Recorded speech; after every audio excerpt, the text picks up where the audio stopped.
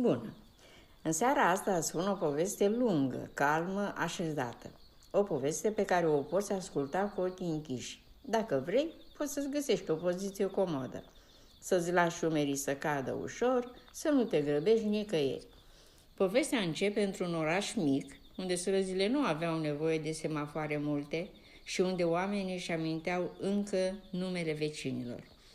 Într-un cartier de case, ascuns între câteva bulevarde mai mari, exista o stradă îngustă cu trei bătrâni și garduri joase pe care cineva scrisese cu cretă într-o zi fără să știe că va rămâne Strada Liniștii. Nu era numele ei oficial. Pe acte, strada avea un nume banal, de poet sau de floare. Dar pentru cei care locuiau acolo, Strada Liniștii era un fel de promisiune. Mai ales seara, mai ales la ora 10. Într-o dimineață de la începutul verii, cu miros de asfalt încălzit și iarbă proaspăt tăiată, pe stradă a apărut o mașină gri încărcată până la tavan. Din mașină a coborât un bărbat înalt, trecut de 50 de ani, cu părul alb prematur și cu o expresie de om care își măsoară cu atenție fiecare pas. Se numea Victor Ardelean. A salutat scurt, a zâmbit politicos și a început să care cutii. Vecinii au privit de după perdele, cum se face. Nu pentru că ar fi fost răi, ci pentru că așa începe orice poveste, cu o curiozitate mică. Victor s-a mutat în casa cu obloane verzi la numărul 14. O casă modestă, cu o verandă mică și cu ferestre mari. În prima zi nu s-a întâmplat nimic neobișnuit. În a doua zi, la fel. În a treia, a început. La ora 10 fix, în seara aceea, toate luminile din casa lui Victor s-au aprins. Nu doar o cameră, nu doar bucătăria, toate. Ca într-un film, când cineva vrea să spună fără cuvinte, sunt aici. Pe stradă era liniște. Se auzeau doar insectele și un televizor undeva înfundat. Vecinii au observat. Au ridicat sprâncenele. Au tras perdeaua un pic mai într-o parte. Poate că omul verifică instalația, au zis unii. Poate a chemat electricianul, au zis alții. Dar în seara următoare, la aceeași oră, luminile s-au aprins din nou. Și în seara următoare. În casa de lângă, la numărul 12, locuia Laura. Laura avea 29 de ani și un job care îi mânca zilele. Lucra în marketing și se obișnuise să trăiască pe repede înainte. Mesaje, call-uri, deadline-uri, un calendar plin ca o cutie îndesată. Când ajungea acasă, mintea ei rămânea aprinsă chiar dacă își dădea jos pantofii. În seara în care a observat luminile lui Victor pentru a treia oară, tocmai se certase cu cineva la telefon despre un lucru care a doua zi nu avea să mai conteze. A închis iritată. A aruncat telefonul pe canapea și, fără să știe de ce, s-a uitat pe geam. Casa de peste drum, de la numărul 14, strălucea. Avea o lumină caldă, galbenă, care părea liniștitoare. Laura a rămas câteva secunde nemișcată. Apoi s-a ridicat și a aprins toate luminile din apartament. Becul din hol, lampa din dormitor, veioza din sufragerie. A aprins tot. Și, pentru prima dată, după mult timp, nu a mai deschis telefonul. S-a așezat pe podea, cu spatele de canapea și a stat. Doar a stat. În casa de la capătul străzii, la numărul 3, locuia Andrei, profesor de istorie. Andrei era genul de om care își făcea ceai în fiecare seară, dar nu din ritual, ci din obișnuință. Într-o seară, când corecta lucrări, a ridicat capul și a văzut 1, 2, 3 case aprinse, la aceeași oră. și ceva din el a făcut click. Închisese laptopul. S-a ridicat, a aprins și el luminile, s-a așezat la masă și a scris într-un caiet vechi: ora 22, pauză. În săptămânile următoare, fără să existe o discuție între ei, fără plan, fără grup, s-a format un obicei tăcut. La ora 10, una câte una, luminile se aprindeau. Nu în toate casele, nu mereu perfect, sincron, dar suficient cât să creeze un fel de puls, de parcă strada avea o inimă și bătea regulat, exact când orașul începea să adoarmă. Victor nu a spus nimănui nimic, dar el știa. În fiecare seară, la ora 10, își pregătea ceaiul. Nu era un ceai fancy.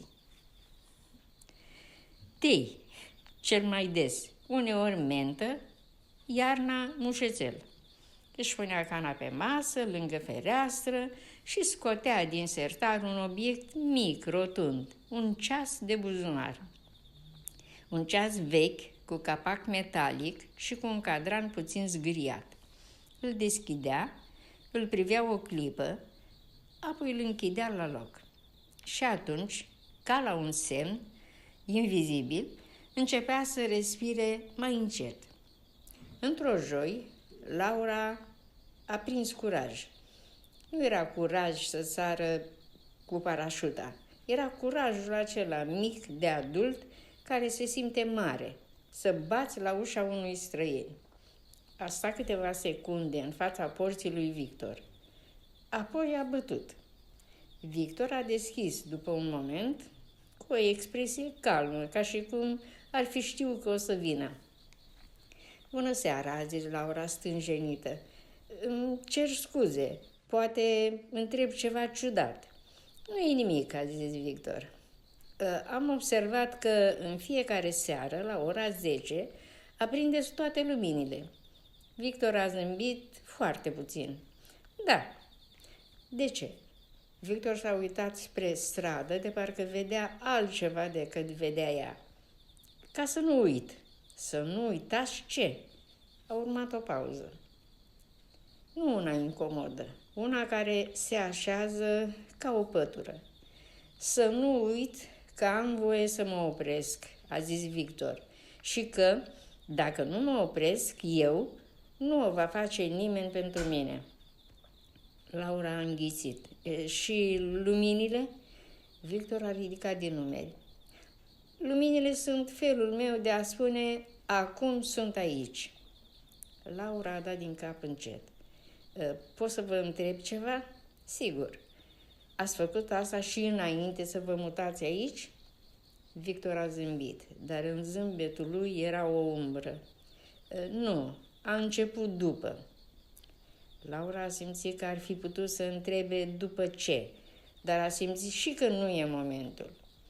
Mulțumesc, a zis ea și s-a retras. Victor a închis ușa cu blândețe. În seara aceea, Laura a aprins luminile mai devreme, la 21:55, și pentru prima dată și-a făcut ceai. A stat la masă fără telefon și, în liniștea aia, a simțit ceva ce nu mai simțise de mult, un fel de dor. Nu dor de cineva anume, dor de ea însăși. În următoarele săptămâni, ora 10 a devenit un moment ciudat de important. Oamenii de pe stradă au început să-și facă drumuri scurte fix atunci. Să scoată gunoiul, să ude florile, să verifice poșta. Doar ca să vadă lumina la alții. Nu ca să controleze, ci ca să-și amintească, nu sunt singur. Într-o seară, pe stradă, s-a oprit o mașină. Nu era a cuiva de acolo. Un taxi. Din taxi a coborât o femeie în vârstă, cu o geantă mică și cu un palton prea subțire pentru vremea aceea. S-a uitat în jur, nesigură, apoi a mers spre casa lui Victor. A bătut la ușă. Victor a deschis imediat. Femeia a intrat fără să spună prea mult, ca și cum casa aceea era încă a ei, într-un fel. Laura, care tocmai ieșise pe verandă, a văzut scena de departe. A simțit ceva ca o curiozitate și ca un mister. Cine era femeia? Și de ce Victor părea brusc mai vulnerabil? În noaptea aceea, luminile s-au aprins ca de obicei, dar Victor nu s-a așezat la masă. A rămas în picioare, în bucătărie, cu ceaiul neatins. Femeia stătea pe un scaun, cu mâinile strânse una peste alta. Ai ținut ritualul, a zis ea încet. Victor a închis ochii o clipă. Am încercat. Nu te-am întrebat ca să te cert. Victor a râs scurt, fără veselie. Mă cert eu destul. Femeia s-a uitat la el și pentru prima dată i-au tremurat buzele. Victor, încă mai porți ceasul? Victor a scos ceasul din buzunar. L-a pus pe masă. În fiecare seară. Femeia a întins degetele, dar nu l-a atins. Credeam că o să-l arunci. N-am putut. A urmat o tăcere lungă. Apoi femeia a spus: știi că nu a fost vina ta. Victor a inspirat adânc. Știu, cu mintea, dar nu și cu restul. A doua zi, Laura l-a văzut pe Victor în curte, îngrijind o plantă. A părut mai obosit, dar și mai uman. În seara aceea, la ora 10, luminile s-au aprins în toate casele. Mai multe ca de obicei, de parcă strada simțea că ceva se întâmplă. În următoarele zile, femeia a rămas. Se numea Ana și era sora lui Victor. Vecinii au început să o vadă dimineața ieșind cu o sacoșă mică, mergând încet spre magazin. Nu vorbea mult, dar când se uita la cineva, părea că vede dincolo de haine. Laura a prins-o într-o zi la poartă. Bună ziua! Ana a zâmbit ușor. Bună! Sunt Laura, stau alături. Știu, a spus Ana, te-am văzut seara. Laura a simțit că se înroșește, de parcă fusese prinsă făcând ceva intim. Ați observat? Ana a înclinat capul. E greu să nu observi o stradă care se aprinde la aceeași oră, a zis ea. E frumos. Laura a înghițit. Da, e frumos, dar de ce? Ana a privit spre casa lui Victor. Pentru că Victor a învățat ceva târziu și voi ați învățat odată cu el, fără să știți. Laura a rămas tăcută. Ce a învățat? Ana a oftat. Că uneori, ca să supraviețuiești, trebuie să încetinești și că e mai ușor când nu încetinești singur. În noaptea aceea, Laura a avut un vis. Se făcea că e pe o stradă întunecată, mergea repede, căuta ceva și la un moment dat se aprinde o lumină, apoi alta și alta, până când vedea drumul. Când s-a trezit, era încă noapte și pentru prima dată nu s-a speriat. A simțit că e în siguranță, dar adevărul era că Victor nu era bine. Ana îl urmărea atent. Îl vedea cum își ascunde oboseala, cum își pune zâmbetul ca pe o cămașă. Într-o seară, când Victor a aprins luminile, Ana a spus: Victor, spune-mi adevărul, de cât timp te doare?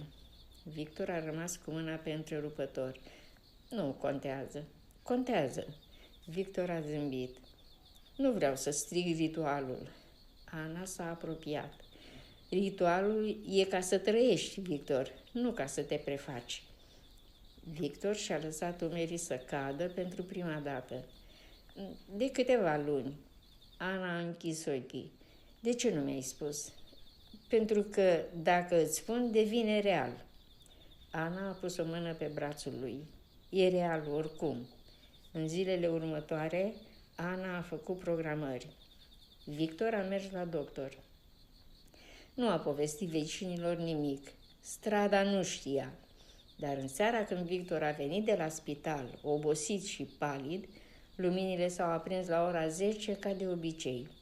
Și de data asta ceva s-a schimbat. Andrei a ieșit la poartă cu cana de ceai în mână. Irina a ieșit și ea. Chiar și Darius, adolescentul tăcut care stătea mai mult în casă, a ieșit câteva secunde, cu gluga pe cap, doar ca să privească. Nu au spus nimic. Nu era nevoie. Victor s-a uitat pe fereastră. A văzut și a zâmbit. Un zâmbet mic, dar adevărat. Într-o seară, la ora 10, Victor a lipsit. Nu a aprins luminile. Pe stradă a fost o tăcere ciudată. Laura a verificat ceasul. 21:59, 22, 22:01. Nimic. Andrei a ieșit în curte.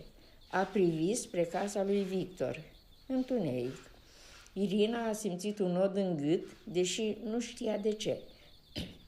Și atunci, fără să vorbească între ei, aproape simultan, luminile din celelalte case s-au aprins, una după alta, mai multe ca niciodată. De parcă strada spunea, noi ținem.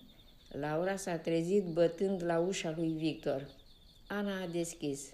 Ochii ei erau roșii. E la spital, a spus ea. Laura a simțit că îi se strânge pieptul. E rău? Ana a înghițit. Nu știu, dar e greu. Laura a dat din cap încet. Dacă aveți nevoie de ceva, Ana a zâmbit, obosit. Aveți deja grijă de el, în fiecare seară. Laura nu a înțeles complet atunci, dar mai târziu avea să înțeleagă. În săptămânile care au urmat, Victor a venit și a plecat de la spital. Uneori era bine, alteori era slăbit, dar ritualul a rămas. În serile în care Victor nu putea aprinde luminile, Ana le aprindea. În serile în care nici Ana nu era acasă, strada le aprindea și mai tare, ca și cum lumina era un fir care îi ținea legați. Într-o seară de primăvară, Victor s-a întors acasă după o perioadă mai lungă. Era mai slab, dar ochii lui erau mai calmi.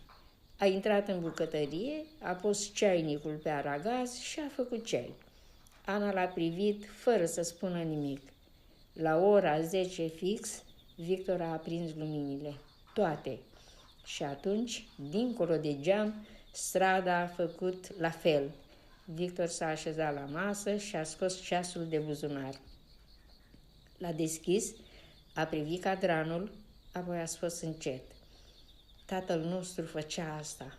Ana a ridicat privirea. Știu. Victor a zâmbit. În fiecare seară, la ora 10, aprindea luminile, își făcea ceai și stătea la masă. Zicea că e ora în care îți recuperezi ziua. Ana a inspirat adânc. Când a murit, tu n-ai mai putut. Victor a închis ceasul. Nu, n-am mai putut. Mi se părea că dacă aprind luminile, îl chem înapoi și nu venea. Ana și-a mușcat buza. Și acum, Victor s-a uitat spre fereastră. Acum nu-l mai chem. Acum îl las să fie aici în felul lui. În mine, în gest, în ceai, în pauză. Ana a închis ochii și a dat din cap. În seara aceea, Victor a ieșit pe verandă. Pentru prima dată după mult timp. A privit strada. A văzut ferestrele aprinse. A văzut oameni în spatele lor. Și pentru prima dată a simțit că nu e doar un ritual. E o rețea, o plasă invizibilă, care te prinde când îți scapă picioarele. Timpul a trecut încet, ca un râu liniștit. Victor a avut zile bune și zile grele. Ana a rămas aproape. Laura a început să schimbe viața fără să anunțe pe nimeni. Mai puține coluri noaptea, mai puține trebuie, mai multă respirație. Andrei a început să țină un jurnal despre strada lui, despre oameni, despre ritual. Irina și Mihai au descoperit că ora 10 era momentul în care copiii lor vorbeau despre fricile lor, despre visuri, despre lucruri pe care în timpul zilei nu le spuneau. Darius a început să deseneze ferestre aprinse. În fiecare seară câte una. Într-o zi, în oraș s-a zvonit că zona va fi modernizată. Se vor lărgi străzile, se vor ridica blocuri. Strada a intrat în panică. Oamenii au început să discute la poartă ca niciodată. Irina era supărată. Mihai făcea calcule, Andrei era îngrijorat. Laura a simțit o frică ciudată, nu de schimbare, ci de pierderea ritualului. În seara aceea, la ora 10, luminile s-au aprins. Dar de data asta ceva s-a întâmplat. Laura a ieșit pe stradă, cu cana de ceai în mână. Andrei a ieșit și el. Irina a ieșit și încă unul și încă unul. Oamenii au început să se adune încet, fără să fi stabilit asta. Pe trotuar, cu ceai, cu lumânări, cu liniște. Victor a ieșit și el, sprijinindu-se ușor de Ana. A privit scena și a spus, uite, până la urmă nu luminile au contat, ci faptul că v-ați oprit împreună. Laura a simțit că îi se umezește privirea. Și dacă ne iau strada, a întrebat ea. Victor a zâmbit. Atunci duceți ora 10 cu voi. A urmat o tăcere lungă, dar nu era o tăcere goală. Era o tăcere plină de hotărâre. În următoarele săptămâni, oamenii au scris petiții, au vorbit cu primăria, au încercat. Nu totul a depins de ei, dar ceva s-a schimbat în felul în care se priveau. Nu mai erau doar vecini, erau oameni care împărțeau același lucru, o pauză.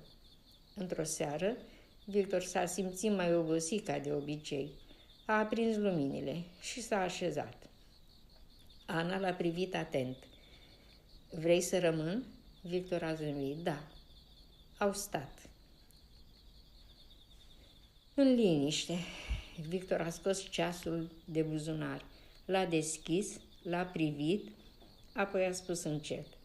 Dacă într-o zi nu mai sunt, să nu opriți ora 10. Ana a strâns mâinile. Nu o vom opri. Victor a închis ceasul. Bine. Și a băut o gură de ceai. În noaptea aceea, Victor a adormit în fotoliu. Ana l-a acoperit cu o pătură.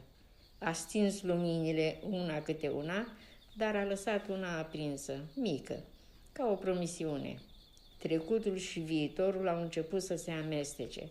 Strada a rămas luminată, uneori mai mult, uneori mai puțin, dar suficient. Suficient cât să știi că există un loc unde timpul merge mai încet.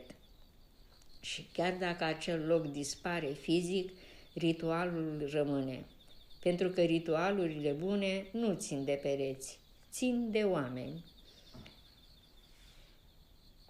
Dacă asculți acum, poate simți că ai trăit prea repede. Poate ai avut o zi care ți-a fugit din mâini. Poate ai gânduri care încă te trag. Nu trebuie să schimbi totul, doar alege o oră. Poate ora 10, poate altă oră. O oră în care aprinzi o lumină. Îți ții cana în palme și îți spui încet, acum sunt aici. Și dacă într-o zi vei uita, vei putea începe din nou.